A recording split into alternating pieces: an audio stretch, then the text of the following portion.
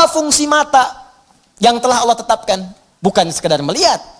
Saya sering katakan, saya sering sampaikan, dalam Al-Quran, fungsi mata itu bukan sekedar melihat. Untuk manusia diikat dengan kalimat, melihat yang baik-baik. Bahkan tegas kalimat Qurannya, palingkan ketika yang dilihat itu tidak baik menurut Allah. Ini nggak baik nih, palingkan. Di mana ditemukannya? Di Quran surah ke-24, An-Nur. Ayat berapa Ustaz? Ayat 30 untuk laki-laki. Apakah perempuan ikut? Ikut, bahkan harus. Ayat 31-nya perempuan. Bahkan iman kita dipertaruhkan di situ. Qul lil mu'minina yaghuddu min absarihim.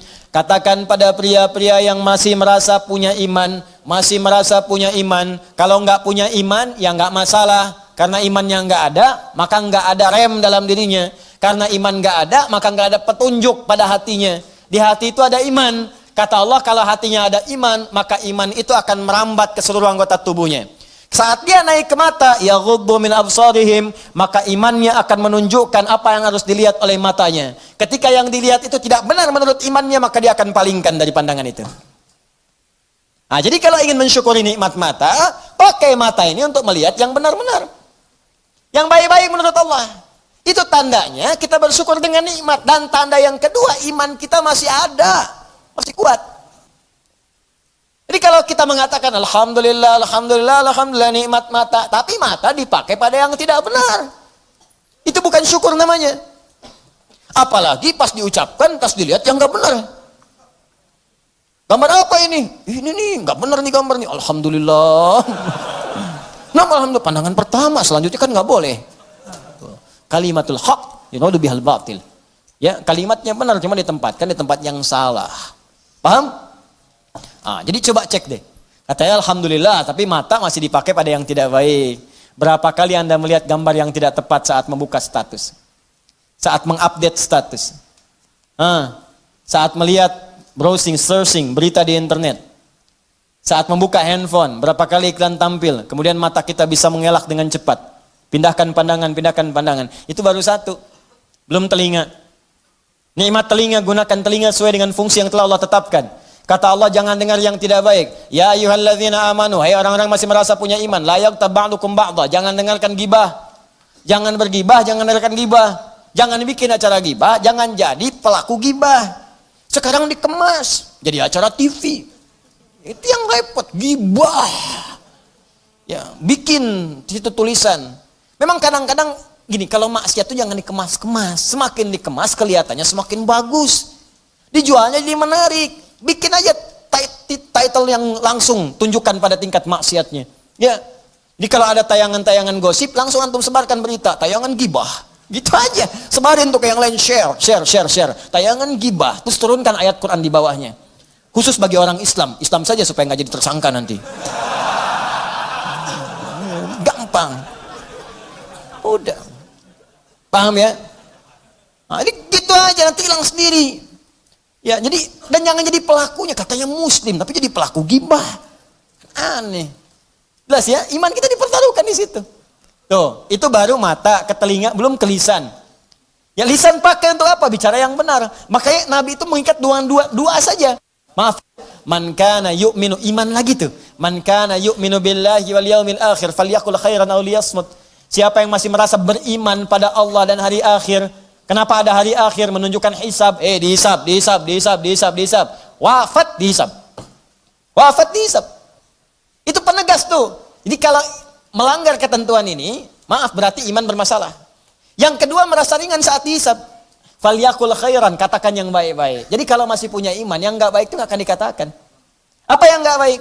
Banyak. Dusta. Wailul lil mukadzibin, celaka para pendusta. Dusta tuh nggak baik. Kalau dusta akan celaka. Gibah, ya celaan, makian, perselisihan, gak baik. Makanya kalau Anda rajin ikut taklim, tapi rajin berselisih, ada yang aneh tuh. Aneh. Katanya taklim, katanya mendekat pada Al-Quran, katanya ingin praktekkan Al-Quran, tapi melanggar isi Quran, aneh. Aneh. Anda belajar di mana? Quran mana yang Anda praktekkan? Mana iman Anda? Taklim itu menguatkan iman, bukan melanggar iman. Itu poinnya. Jadi kalau Anda dekat dengan Allah, itu semua tubuh kita akan dijaga. Lurus pada nilai-nilai kemuliaan. Jelas sampai sini? Itu Itu teman-teman, itu baru tubuh kita. Belum yang lain.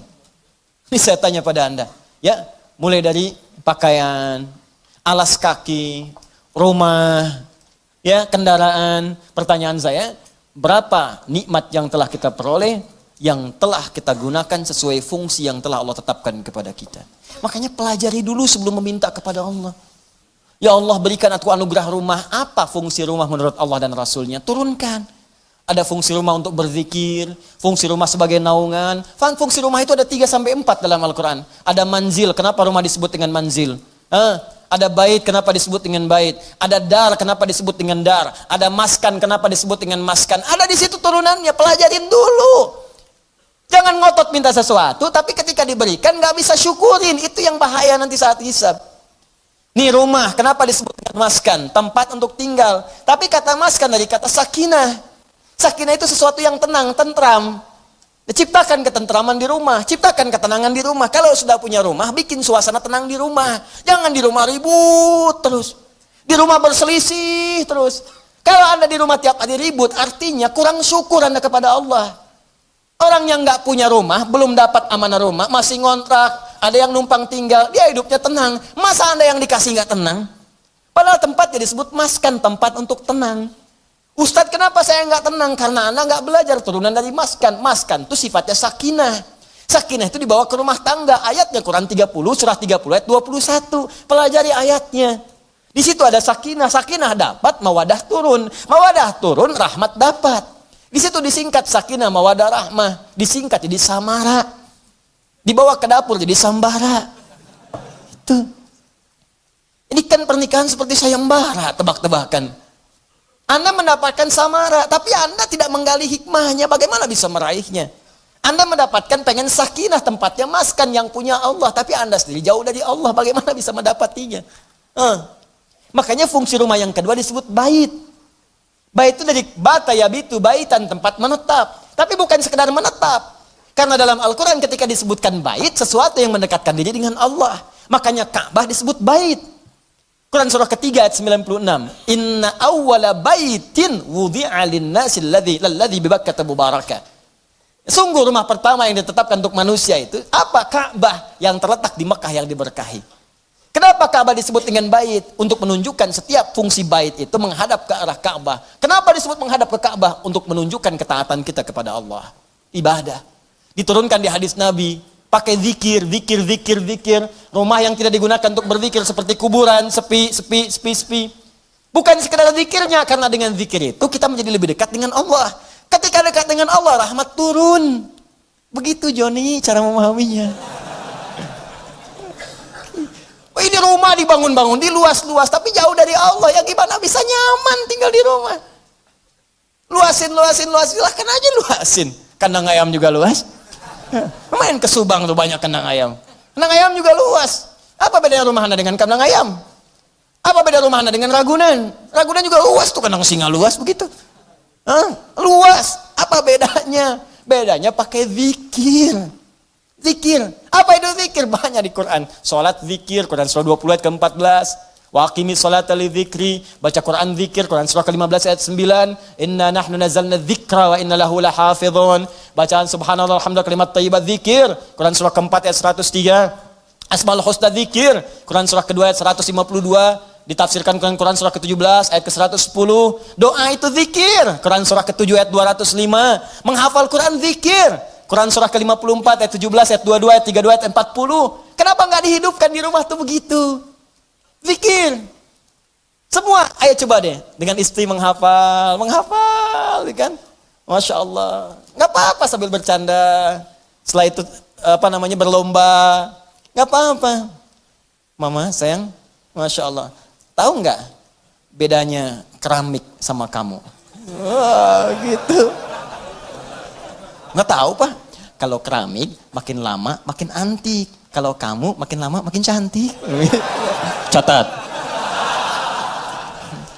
Oh, Bapak bisa aja. Bukan karena bisanya, tapi kecantikan itu memudar di dunia.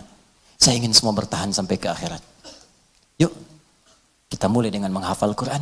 Mudah-mudahan kita mendapatkan mahkota di akhirat. Itulah kecantikan dan keindahan yang hakiki di hadapan Allah Subhanahu wa Ta'ala. Masya Allah, Masya Allah. Alim. Praktekin. Masya Allah, Masya Allah. Ini. Paham? Dibikin status.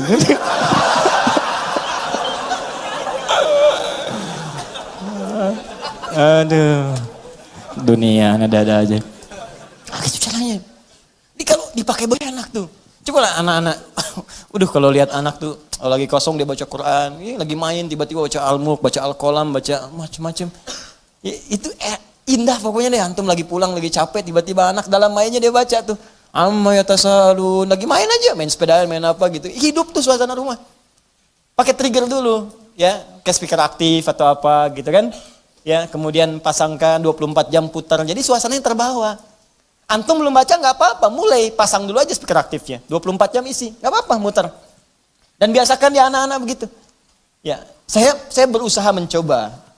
Ya, setelah itu kita berbagi dan itu dampaknya besar. Ya, saya praktekkan dulu sendiri, saya coba dulu pada anak-anak tuh dekatkan dengan Quran. Terus beli mic-an, dia bicara dengan Quran. Quran tuh karena biasa Quran, makanya ketika dikasih mic pun bukan nyanyi, kasih Quran. Ya, nyampe dibawa ke mall. Begitu ke mall lihat tuh ada mic yang standing itu berdiri. Ya, Masya Allah. Orang kan biasa pakai buat karaoke, tulisannya karaoke. Dia cobain di mall. Ya, wailul likulli humadzatil lumazah. Di mall bayangin tuh. Ya. Tapi ya biarin aja, sekali-kali di mall ada ngaji kan.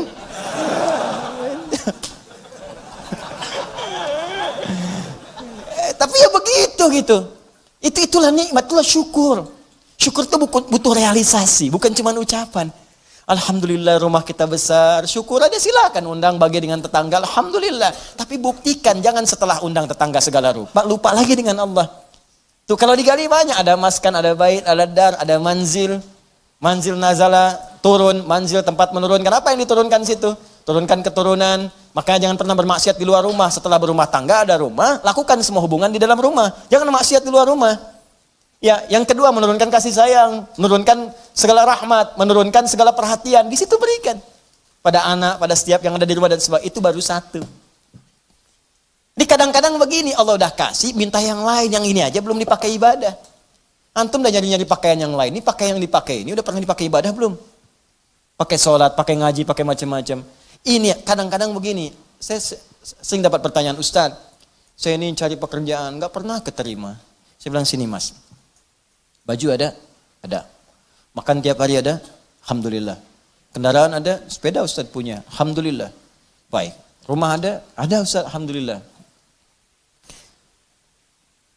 Sudah berapa banyak yang dipakai ibadah? Sepeda sudah mengantarkan Anda pada sholat? Kadang-kadang Ustaz.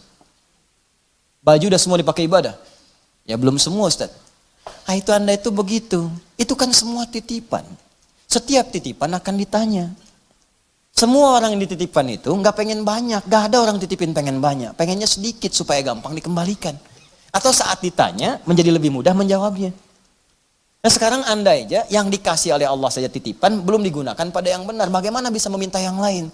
Barangkali bukan Allah belum mau ngasih, tapi Allah menginginkan Anda maksimalkan dulu nikmat yang ini.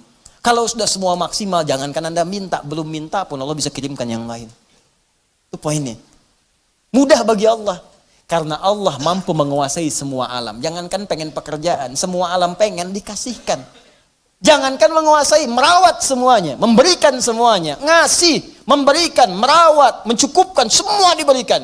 Sifat yang memberikan, merawat, memenuhi semuanya tanpa kecuali dalam bahasa Arab disebut dengan rububiyah. Yang memilikinya disebut dengan Rabb. Karena itu kata Rabb secara tunggal, kalau tidak dilekatkan dengan kalimat lain, itu artinya nggak boleh diberikan kecuali hanya pada Allah saja. Rabb. Awas hati-hati, Rabb. Gak boleh manusia diberi nama dengan Rabb. Rabb. Kecuali disambung dengan yang lain. Robbie Williams. Misalkan. Nah, atau misalnya Muhammad Rabbi. Ya. Kalau bersambung dengan yang lain boleh. Boleh. Ya. Di kisah Nabi Yusuf, Quran surah 12. Ayat ke-42. Ya. Wa qala lilladzi dhanna annahu najin minhuma. Udhkurni inda rabbik. Rabbik. Bukan Allah di situ. Ya, ketika Yusuf alaihissalam berkata kepada satu di antara dua orang yang ditakwilkan mimpinya. Dan dia duga dia akan berhasil keluar dari situ selamat. ya selamat. Maka dia katakan berikan pesan kepada orang ini, ya napi yang akan lolos ini, selamat ini, kata Nabi Yusuf alaihissalam, nanti sebutkan kisah saya kepada rajamu. Ya Rabb di situnya, tapi ada kaf di situ, Rabbik, bukan Rabb sendiri. Ditunjukkan kepada raja. Jelas sampai sini? Baik, itu boleh, gak ada masalah. Nah, tapi ingat sifat Rabb, kalaupun dilekatkan dengan kalimat lain, itu tidak hanya menunjuk pada aspek kepemimpinan, tapi ada perawatan dan maslahat di dalamnya. Yuk kita baca sedikit tafsirnya. War-Rabbu huwal malikul mutasarrif wa yutlaqu fil lughati 'ala as-sayyid wa 'ala al-mutasarrif lil islah wa kullu dhalika sahihun fi haqqillah ta'ala. Kata Rabb itu hanya milik Allah Subhanahu wa taala.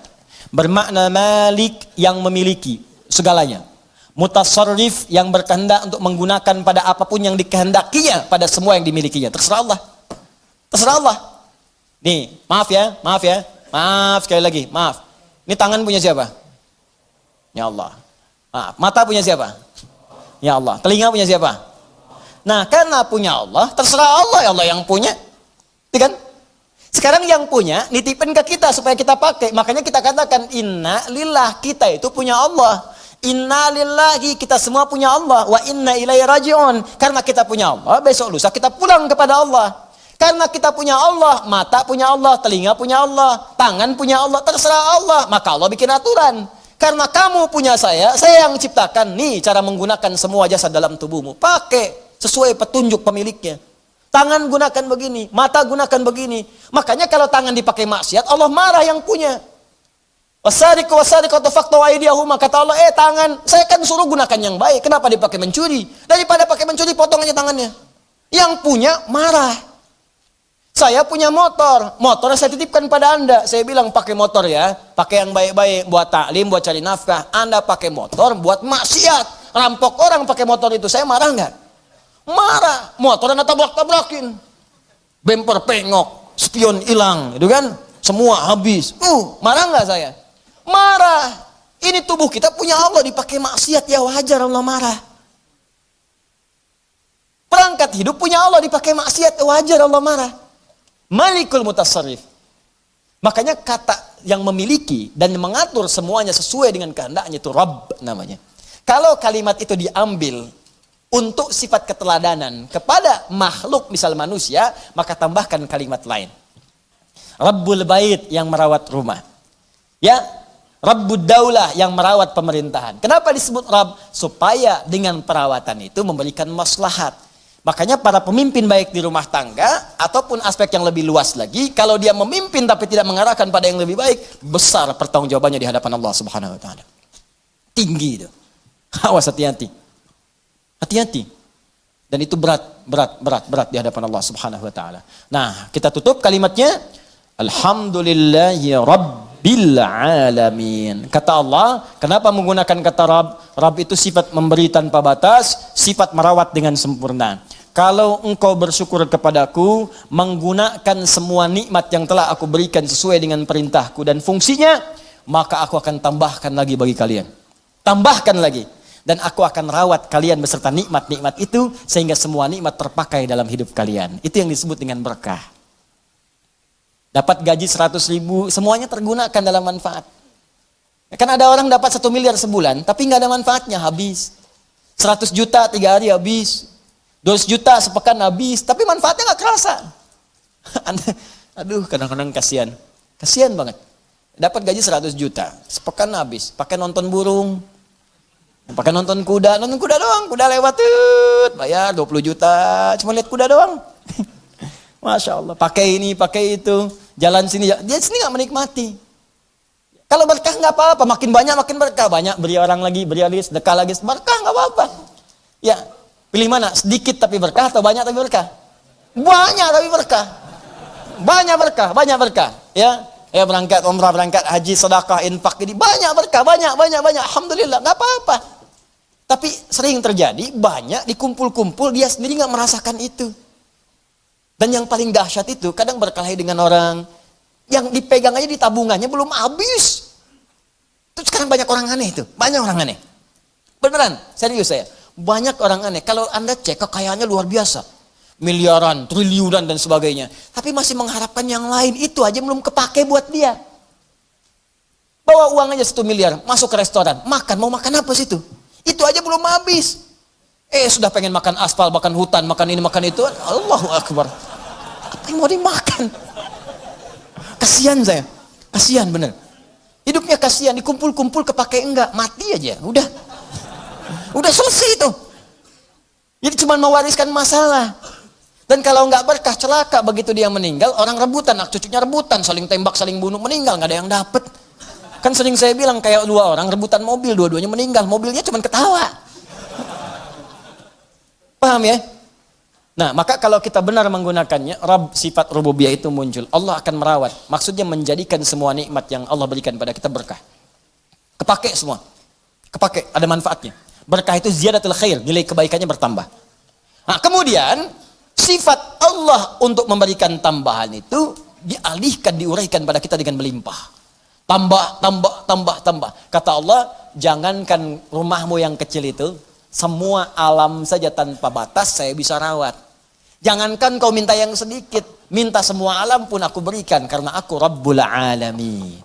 Karena itu sifat lillah, alhamdulillahi, hi harakatnya. Kemudian sifat yang kedua ikut, Rabbi bukan Rabbu, Rabbi i-nya menunjuk kepada Allah tadi. Seperti Bismillahirrahmani. Ya, Rahmani i ke Allah. Maka Rabbi ke Allah, Rabbil Alamina.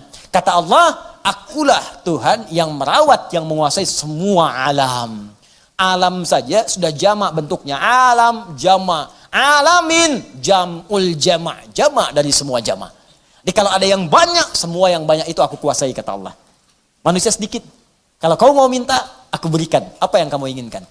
Kalau kamu ingin aku rawat. Jangankan kamu, semua alam aja aku rawat, apalagi cuman kamu.